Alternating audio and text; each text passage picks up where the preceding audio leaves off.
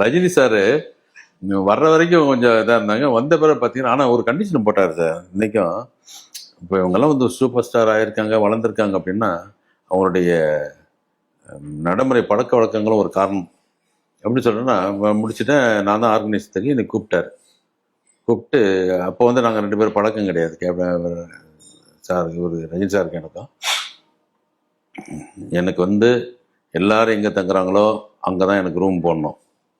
எல்லாரும் எதில் போகிறாங்களோ அதில் தான் நான் வருவேன். எனக்குன்னு சொல்லி தனியாக ஸ்பெஷலாக கவனிச்சிங்கன்னா கிளம்பி ரிட்டன் வந்துகிட்டே இருப்பேன் அப்படின்ட்டாரு. சரி சார் அப்படின்ட்டேன். பண்ணிவிட்டு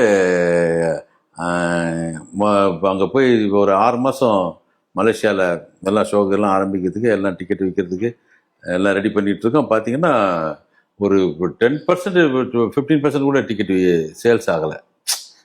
என்ன பண்ணுறாங்க, ரஜினி சார் வரமாட்டார், இந்த மாதிரி தான் வந்து எல்லாம் ஏமாற்றி பணத்தை கலெக்ஷன் பண்ணிட்டு போயிடுறாங்க அப்படின்னா நான் என்ன போய் சொல்ல முடியும்? ஐயோ உண்மையிலேயே வர்றாங்கன்னு நான் கற்று தான் முடியும். என்ன வந்து ப்ரொடியூசராக யாருக்கு தெரியும்? அங்கே ரஜினி சார்னா தெரியும், கமல் சார்னா தெரியும், விஜய் சார்னா தெரியும், எல்லாம் தெரியும். என்ன யாருக்கு தெரியும்? நான் என்ன சொன்னாலும் எனக்கு இருக்க ஒரு நண்பர் வட்டாரம், ஒரு சின்ன வட்டாரம். இவங்க எவ்வளோ பேர்கிட்ட போய் எடுத்து கொண்டு போக முடியும்?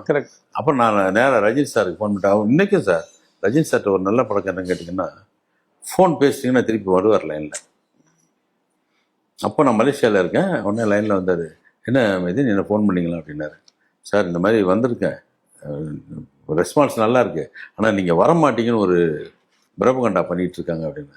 நான் என்ன செய்யணும் சார்? முடிஞ்சால் ஒரு நாள் முன்னாடி ஓகே வர்றேன் அப்படின்ட்டு ஒரு நாள் இதுக்கு முன்னாடியே கிளம்பி வந்துட்டார். நானும் கேப்டன்லாம் அங்கே இருக்கோம். கேப்டன் தான் போய் ரிசீவ் பண்ணுறாரு. அப்போ வந்து மலேசியா கவர்மெண்ட்டில் எனக்கு நல்ல மினிஸ்டர்ஸ் நல்ல கான்டாக்ட் இருந்தது.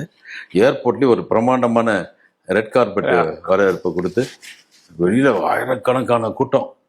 அங்கேயே இப்போ இது வச்சேன், லைவ் ப்ரோக்ராம். கேப்டன் இது ரஜினி சார் வர்றதை இறக்கி வர வச்சு அப்போ தான் போய் ஃப்ளைட்டில் போயிட்டு அவர் லக்கேஜ் வச்சுருக்காரு. போய் கொடுங்கன்னு கொடுங்க, என் பொட்டியை நான் தான் தூக்கணும், போங்க உங்கள் வேலையை பாருங்கன்ட்டார். சொல்கிற ஒரு இடத்துடைய இது அவர் தான் எடுத்துகிட்டு வந்தார். அவர் வர்றாரு, கேப்டன் தான் வந்து ஃபுல்லாக அவரை வழி நடத்தி கூட்டிகிட்டு வர்றாரு. அவர் எஸ்கார்ட் பண்ண, அவரே ஒரு பெரிய நடிகர்.